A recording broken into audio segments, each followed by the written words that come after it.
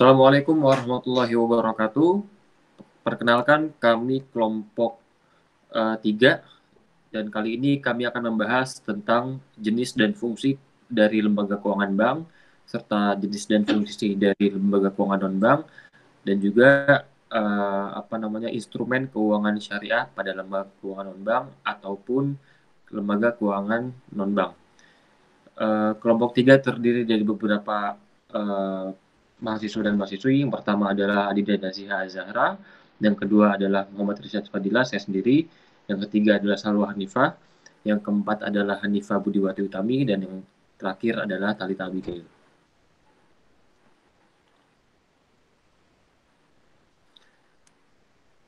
Oke, kita masuk ke pembahasan pertama tentang jenis dan fungsi dari lembaga keuangan non-bank.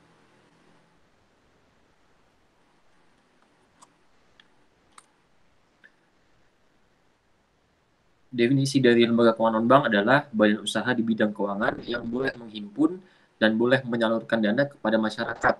Tetapi bentuknya bukan berupa tabungan, giro, ataupun deposito. Karena bentuk tabungan giro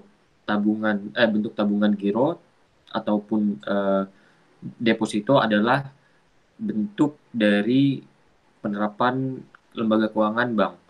Lalu dana yang dapat dihimpun itu bisa dengan mengeluarkan surat-surat berharga yang selanjutnya akan disalurkan untuk pembiayaan investasi dari perusahaan yang membutuhkan pinjaman. Next. Ada beberapa jenis dari lembaga keuangan non-bank. Yang pertama adalah pasar modal. Pasar modal adalah tempat jual beli surat berharga dengan instrumen utama meliputi saham dan obligasi atau surat utang. Lalu yang kedua adalah pasar uang. Pasar uang adalah tempat untuk mendapatkan dana dari investasi dana. Lalu pasar uang juga biasa disebut sebagai pasar kredit jangka pendek. Selanjutnya ada koperasi simpan pinjam. Berdasarkan Undang-Undang Nomor 17 Tahun 2012, koperasi simpan pinjam adalah koperasi yang menjalankan usaha simpan pinjam sebagai satu-satunya usaha. Lalu koperasi simpan pinjam juga menghimpun dana dari masyarakat serta meminjamkan kembali kepada anggota koperasi itu sendiri dan kepada masyarakat.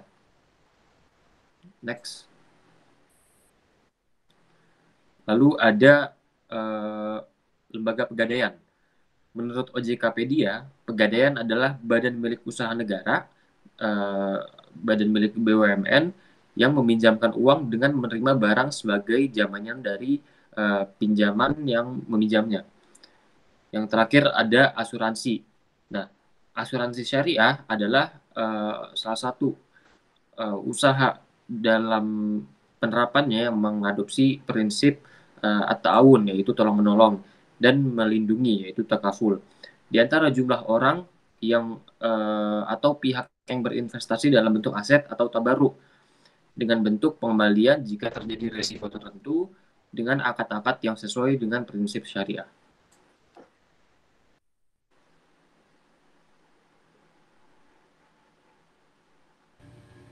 Selanjutnya, saya akan menjelaskan jenis dan juga fungsi dari lembaga keuangan bank.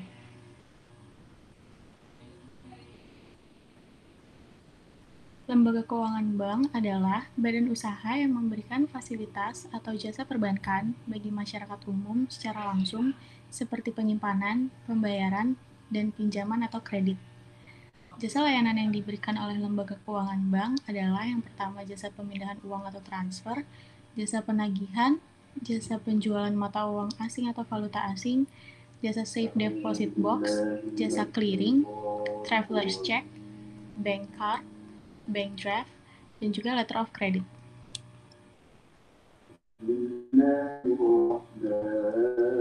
Terdapat 3 jenis lembaga keuangan bank. Yang pertama adalah bank sentral.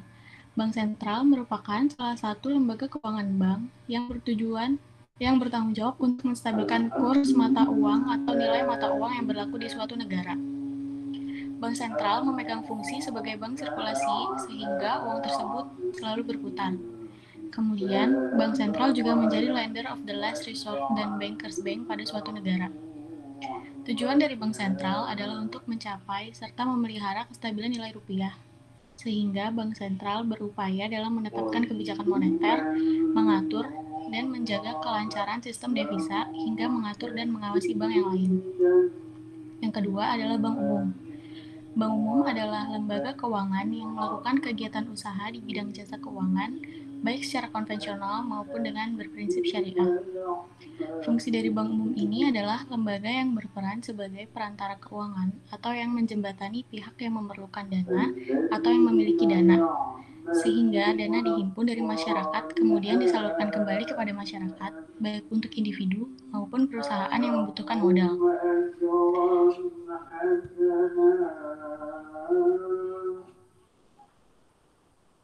Dan yang terakhir adalah Bank Perkreditan Rakyat. Bank Perkreditan Rakyat adalah lembaga yang memberikan pinjaman dana untuk keperluan modal usaha masyarakat. BPR ini hanya menerima simpanan dalam bentuk deposito dan juga tabungan.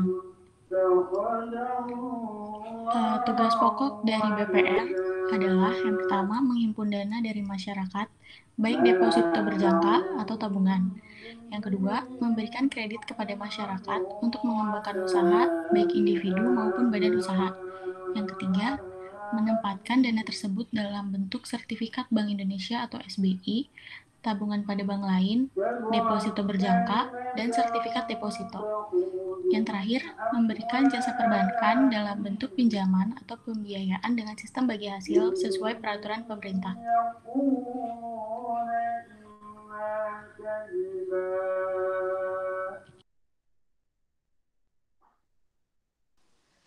Kemudian, Lembaga Keuangan Nirlaba, Lasnas, Basnas, atau BWI. Basnas, Badan Amil Zakat Nasional, adalah badan resmi dan satu-satunya yang didirikan oleh pemerintah berdasarkan keputusan Presiden RI nomor 8 tahun 2001 yang memiliki tugas dan fungsi menghimpun dan menyalurkan zakat, infak, dan sedekah ZIS pada tingkat nasional. Fungsi Basnas yang pertama sebagai perencanaan, pengumpulan, pendistribusian, dan pendaya gunaan zakat. Yang kedua, pelaksanaan, pengumpulan, pendistribusian, pendaya gunaan zakat.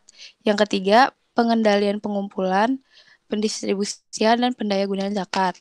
Dan yang keempat, pelaporan dan pertanggungjawaban pelaksanaan pengelolaan zakat. Kemudian pengertian Lembaga Amil Zakat merupakan lembaga yang dibentuk masyarakat yang memiliki tugas membantu pengumpulan, pendistribusian, dan pendaya gunaan zakat. Kewajiban yang harus dilakukan oleh LAZ yaitu segera melakukan kegiatan sesuai program kerja yang telah dibuat, menyusun laporan, termasuk laporan keuangan, mempublikasikan laporan keuangan yang telah diaudit melalui media massa, dan menyerahkan laporan kepada pemerintah. Kemudian yang ketiga ada Badan Wakaf Indonesia (BWI). BWI adalah lembaga negara independen yang dibentuk berdasarkan Undang-Undang Nomor 41 Tahun 2004 tentang wakaf. Badan ini dibentuk dalam rangka mengembangkan dan memajukan perwakafan di Indonesia. BWI memiliki tugas untuk membina nazir agar aset wakaf dikelola lebih baik dan lebih produktif sehingga bisa memberikan manfaat lebih besar kepada masyarakat, baik dalam bentuk pelayanan sosial, pemberdayaan ekonomi, maupun pembangunan infrastruktur publik.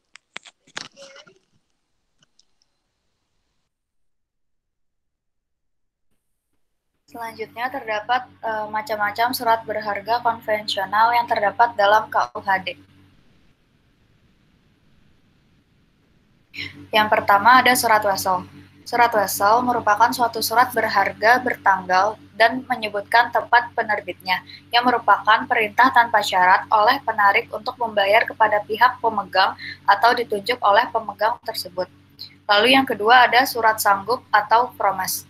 Promes merupakan dokumen yang bisa diperjualbelikan. Tepatnya surat mengganti bisa dialihkan dengan endorsement dan surat utang bisa dialihkan dengan casing. Lalu yang ketiga ada cek. Cek adalah surat berharga yang memuat kata cek atau cek dalam mana penerbitannya memerintahkan kepada bank tertentu untuk membayar sejumlah uang pada orang yang namanya disebut dalam cek, penggantinya, maupun pembawanya pada saat ditunjukkan. Lalu yang keempat ada kwitansi.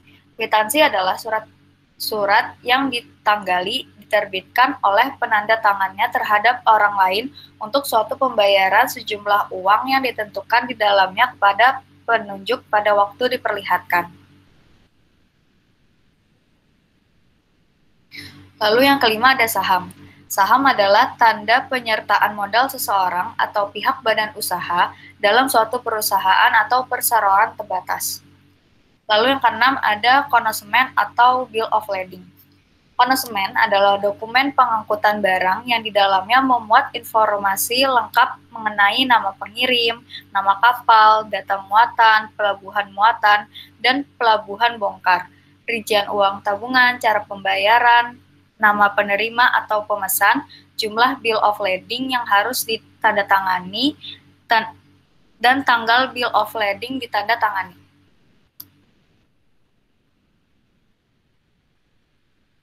Lalu yang terakhir ada delivery order.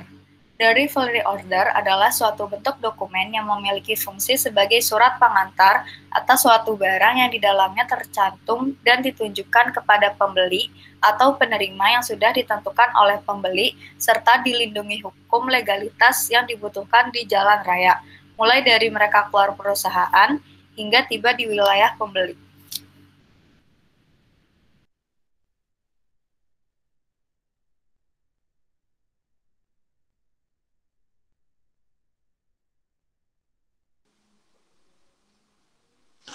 Perbedaan macam surat berharga dan fungsinya.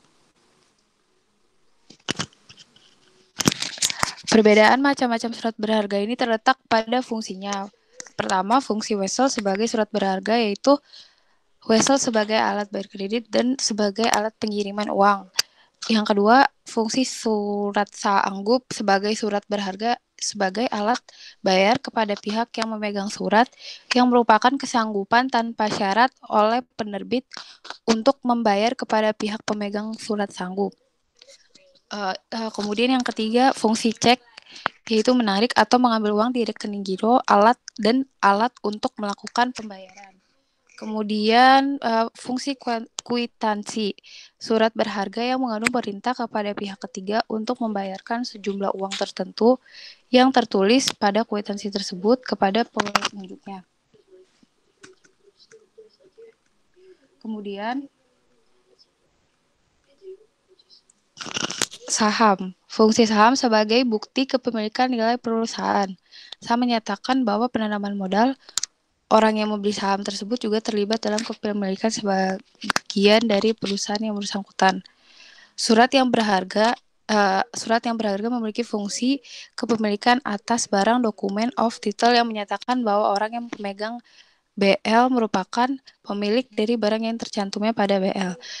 Yang terakhir ada delivery order juga memiliki fungsi utama yaitu sebagai keterangan resmi terhadap pembelian barang dari penjual pembeli, rincian terhadap barang yang akan dikirim ke pembeli, tanda bukti bahwa barang sudah diterima pembeli dengan menyertakan tanda tangan. Oke, dilanjut ke macam-macam surat berharga syariah. Macam-macam surat berharga syariah. Yang pertama itu ada sukuk retail. Sukuk negara retail adalah produk investasi syariah yang ditawarkan oleh pemerintah kepada individu warga negara Indonesia atau yang biasa disebut dengan WNI sebagai instrumen investasi yang aman, mudah terjangkau dan menguntungkan. Sukuk retail ini dijual kepada investor individu melalui agen penjual dengan pembelian minimal Rp1.000.000 kupon. Kupon sukuk retail ini bersifat fix, dibayar tiap bulan dan dapat diperjualbelikan. Yang kedua, ada Islamic Fixed Rate atau yang biasa disebut dengan IFR. IFR ini dijual kepada investor melalui lelang dan private placement dalam jangka waktu di atas 1 tahun. Jenis imbalan atau kupon ini bersifat fix, dengan pembayaran tiap 6 bulan sekali menggunakan mata uang rupiah. IFR sendiri dapat diperdagangkan di pasar sekunder. Yang ketiga, ada surat pembendaharaan negara syariah. SPNS dijual kepada investor melalui lelang dan private placement dengan mata uang rupiah. Jangka waktu maksimum untuk SPNS sendiri adalah 1 tahun dengan imbalan berupa diskonto. Yang keempat, ada sukuk falas. Sukuk falas ini diterbitkan di pasar internasional dalam mata uang USD melalui penjualan Joint Lead Manager atau yang biasa disebut dengan JLM. Yang kelima, ada sukuk dana haji Indonesia. SDHI dijual kepada investor, institusi lembaga pengelola dana haji melalui private placement. Imbalan dari SDHI ini berupa kupon yang bersifat fix dan dibayarkan setiap bulan menggunakan mata uang rupiah. Dan di sukuk dana haji Indonesia ini tidak dapat diperdagangkan. Lalu ada Project Based Sukuk atau SBSN PBS, dijual kepada investor melalui lelang dan private placement juga, menggunakan underlying berupa proyek maupun kegiatan APBN. Imbalan dari SBSN PBS ini berupa kupon yang bersifat fix dan dibayarkan setiap 6 bulan sekali dengan jenis mata uang rupiah. SBSN PBS ini dapat diperdagangkan. Yang ketujuh itu ada sukuk tabungan. Sukuk tabungan dijual kepada investor individu melalui agen penjual dengan pembelian minimal 1 juta rupiah. Kupon sukuk retail ini bersifat floating dengan batas bawah. Kupon dibayarkan tiap bulan. Sukuk tabungan ini tidak dapat diperdagangkan, namun memiliki fasilitas early redemption. Lalu yang terakhir ini ada karakteristik dari surat berharga syariah. Karakteristik surat berharga syariah dari karakteristik dan suku retail secara umum. Yang pertama itu ada pemerintah memiliki 2 kedudukan, baik sebagai pembeli aset yang menjadi underlying sukuk, juga menjadi penyewa dari aset tersebut kepada perusahaan penerbit dari sukuk ini sendiri, hingga berakhir pada jangka waktu berlakunya dari sukuk tersebut. Timbul 2 akad, yaitu akad bai atau jual beli dan akad ijaroh sewa menyewa. Yang kedua itu ada perusahaan penerbit sukuk. Dalam hubungannya dengan pemerintah, memiliki 2 kedudukan, baik sebagai penjual aset maupun pemberi sewa aset hingga berakhir jangka waktu berlakunya sukuk. Timbul 2 akad, yaitu akad bai dan akad ijaroh. Yang ketiga itu, oleh karena aset tersebut belum ada wujudnya secara keseluruhan, maka terdapat pula akad wakalah, di mana perusahaan ini penerbit sukuk memberikan kuasa kepada pemerintah untuk melakukan pembelian aset melalui pembangunan proyek. Yang keempat, walaupun aset belum ada wujudnya secara keseluruhan, namun sejak awal telah ada spesifikasi tertentu dari aset yang dibawakan tersebut. Kelima, pemegang sukuk akan mendapatkan imbalan berdasarkan keuntungan dari adanya ijaroh, dan aset yang sedang dalam proses pengerjaan atau pembangunan, setelah aset tersebut jadi, maka timbullah sewa atas aset dari perusahaan penerbit sukuk sebagai pemberi sewa kepada pemerintah yang di sini notabene sebagai penyewa. Sekian presentasi dari kelompok 3. Kurang lebihnya mohon maaf apabila ada salah-salah penyampaian kata dalam materinya. Wassalamualaikum warahmatullahi wabarakatuh.